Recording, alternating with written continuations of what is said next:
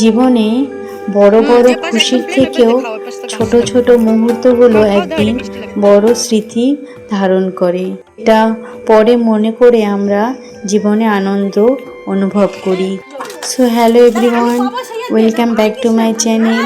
আমি আন্দামানের ছোট একটা আইল্যান্ড স্বরাজদ্বীপ থেকে কমলা। আগের একটা ভিডিওতে তোমাদের সাথে শেয়ার করেছিলাম সানডেতে বাচ্চাদের নিয়ে জাম পাড়তে যাওয়ার উপরে। সেই জামগুলি পেড়ে নিয়ে এসে আমরা কি করেছিলাম তার উপরেই বাকি ভিডিওটা রয়েছে। আজকে সেই ভিডিওরই সেকেন্ড পার্টটা তোমাদের সাথে শেয়ার করব। আসল যুদ্ধটা তো বাড়ি এসেই শুরু হয়েছিল। আজ আমিও ওদের সাথে ছোট হয়ে গেছিলাম, তাই জীবনের ছোটবেলার কিছু মুহূর্ত আমিও জানি ওদের সাথে উপভোগ করে নিলাম। ছোটবেলায় তোমরাও কি এভাবে জাম মাখা করে খেয়েছো? আমার তো আজও পিছে ঘুরে তাকালে এমন বহু স্মৃতি মনে পড়ে যায়। তোমাদেরও কি এমনটা হয়? যদি হয় আমাকে জানাতে পারো। এখানে আমরা জামগুলি বাড়িতে নিয়ে এসে ভালো মতো পরিষ্কার করে তারপরে মেখে নিচ্ছিলাম। আর তার মধ্যে যে কত ধরনের যুদ্ধ হয়ে গেল সেটা তো তোমরা দেখতেই পাচ্ছ। যাকে যেটা বারণ করা হচ্ছে সে সেটাই করছে। তবুও এই যে মুহূর্তটা আমরা আজকে এনজয় করলাম, এই মুহূর্তটা কি আর ফিরে পাওয়া যাবে? তার জন্যই আমি মনে করি জীবনের প্রতিটা মুহূর্তই হাসি মুখে এনজয় করা ভালো। কারণ জীবন মানেই অসংখ্য স্মৃতির চারণ।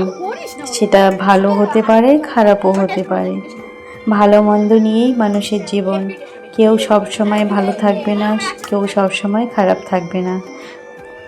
তার জন্যই সময়টা যেমনই হোক জীবনটাকে বাঁচতে শেখো।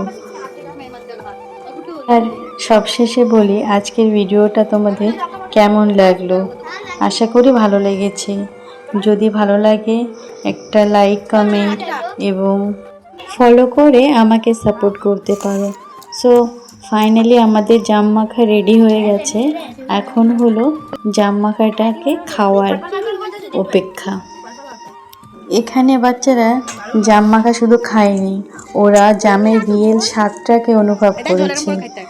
হ্যাঁ, দেখলে একটু মেসি মনে হতে পারে, কিন্তু এসব জিনিস একা খেতে বা পারফেক্টলি খেতে কখনোই ভালো লাগে না। এভাবে সবাই মিলে একসাথে খেতে তার স্বাদটা আরও বেড়ে যায়। তো আশা করি আজকের ভিডিওটা তোমরা এনজয় করেছো। তো দেখা হবে আগামী আরও একটা কোনো নতুন ভিডিওতে। ততক্ষণের জন্য সকলে ভালো থেকো। Tata, bye bye.